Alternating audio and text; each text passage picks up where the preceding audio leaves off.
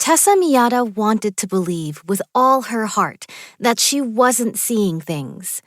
Again, she stood in the entranceway of her grandparents' house, the humid Japan summer air so thick and muggy, it felt like a katana could stand straight up with no support. Not that she had any reason to pick up a sword anymore.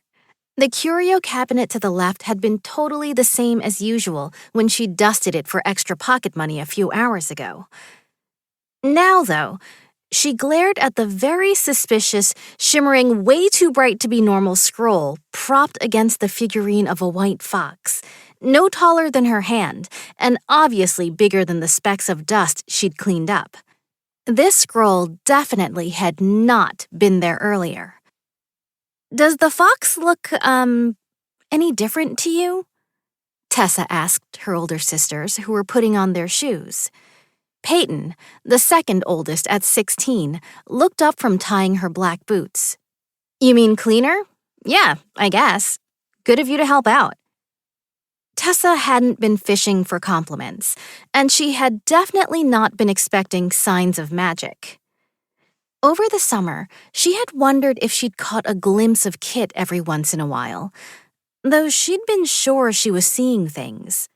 But she thought she'd never really see another, like God or troublemaking fox or anything related to all of that. The thing with magic, though, was only certain people could see it. And if her sisters couldn't see anything, then that shimmery, read-me-now brightness of the scroll was magical. The collar of Tessa's yukata, the light cotton kimono that people often wore to summer festivals, suddenly felt itchy and tight, even though she'd comfortably worn this exact outfit to half a dozen festivals already. She tugged at the pink cherry blossom fabric anxiously. Magic? What does this mean? Is Kit okay? As much as she wanted to read it, she was nervous about what it might say inside.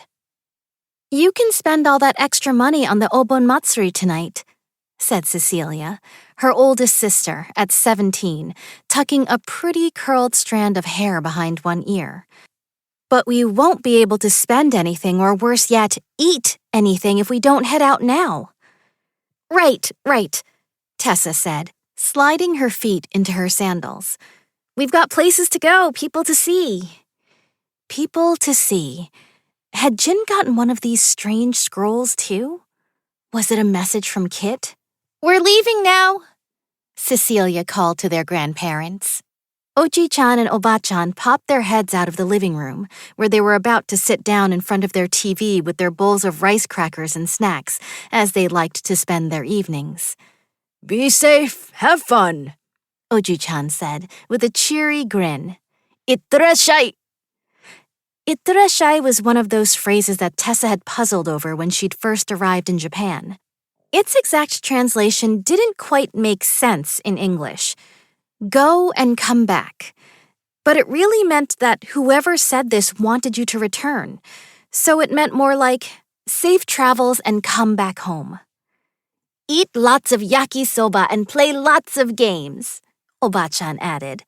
"You're only young once. Even if you lose, try again. Itterashai!" "Even if you lose, try again," Tessa muttered under her breath.